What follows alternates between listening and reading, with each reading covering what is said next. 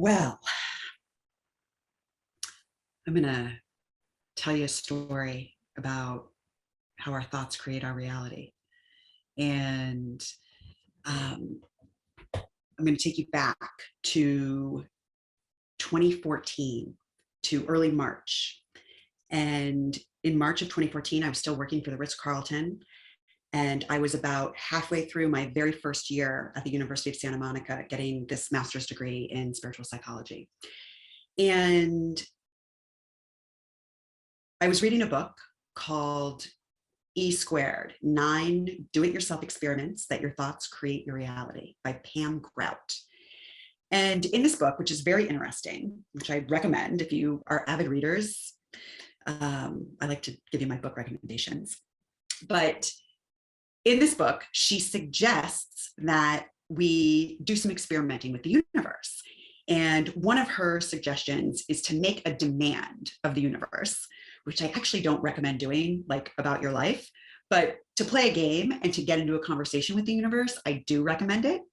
But the thing is, when we make a demand of the universe, and actually when we're asking the universe for anything, part of the equation is to be unattached.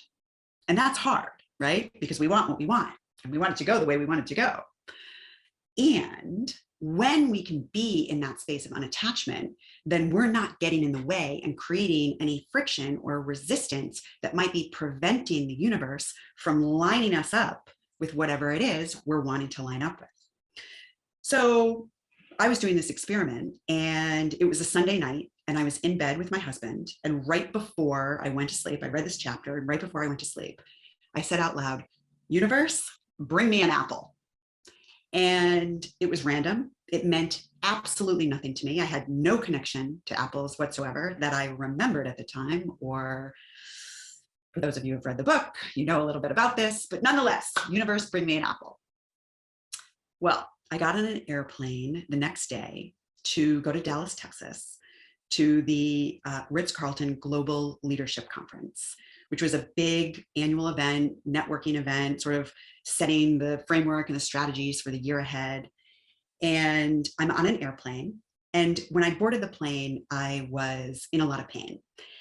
I actually had a frozen shoulder at the time that I didn't know. It hadn't actually been diagnosed yet because, like corporate executives worldwide, I was applying the strategy of ignoring it. And it was getting worse and worse, but I was still going to go to this conference.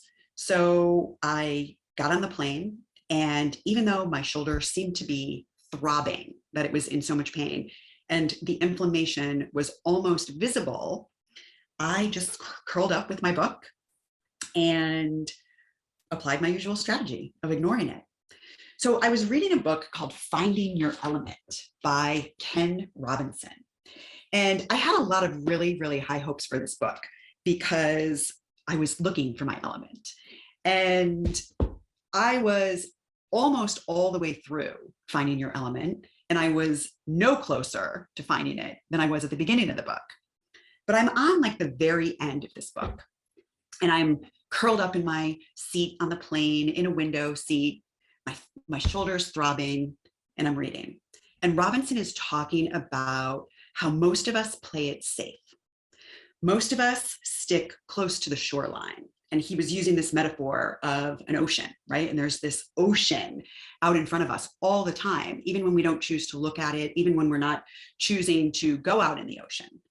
So he uses the quote, the Mark Twain quote, 20 years from now, you're going to be more disappointed by the things you didn't do than by the things that you did do. So throw off the bow lines, sail away from the safe harbor, explore, dream, discover.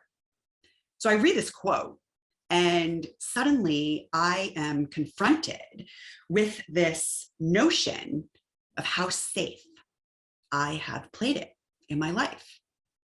So I'm reading on, and now Robinson is quoting Ralph Waldo Emerson. And he has this quote that says, "What lies behind you and what lies before you are tiny matters compared to what lie within you."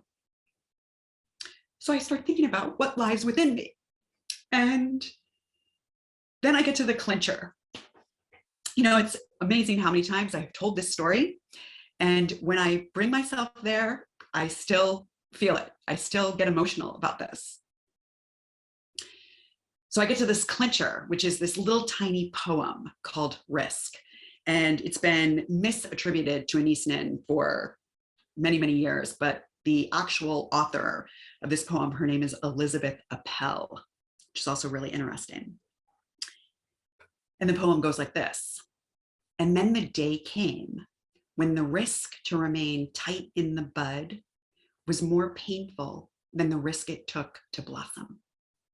And in that moment of reading that little passage and the pain that I had in my shoulder that felt like a bud, I suddenly was given what I can only describe as divine guidance, that in a nanosecond, I had crystal clarity about my life. I had crystal clarity that I had to resign from my position, that it was no longer an option for me to continue staying on this rat wheel where I was in this loop of repeat, just over and over and over again.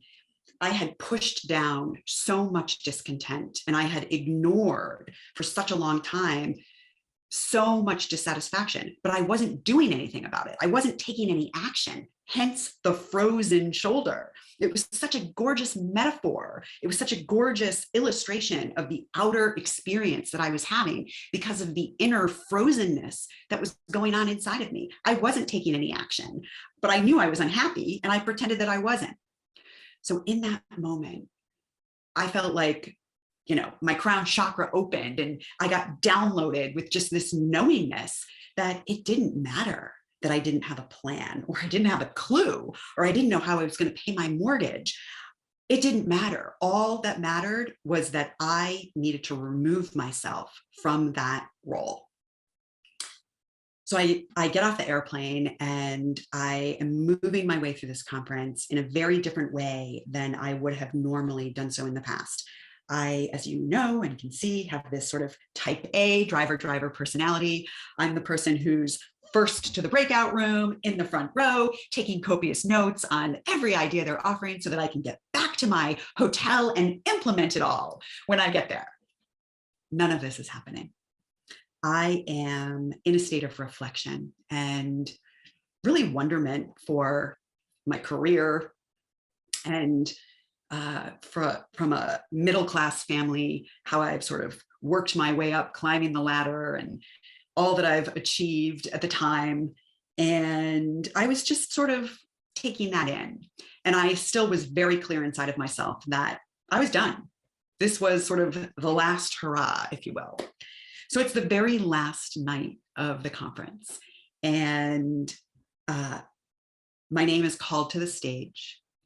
And for the third consecutive year in a row, I was the recipient of the Western Regional Marketing Achievement Award. And I'm clutching my award, and I'm making my way back to my dinner seat, even more grounded in my knowingness, right? Like, this is it. I'm done. What a way to go out on top. I've got the award. It's all great. I'm going to resign. This is perfect. And I sit down at my dinner table where they have just served dessert. And in typical Ritz-Carlton fashion, with the I want to say entree, but with the dish, they give you a menu card. And so there it was, all spelled out on the menu card, was this apple composition with green apple sorbet and apple confit. And I sat there in absolute disbelief, thinking to myself, you can't make this shit up. And I sat there and let the tears stream down my face as I became very present to my own power of creation, my own power of being in a conversation with the universe.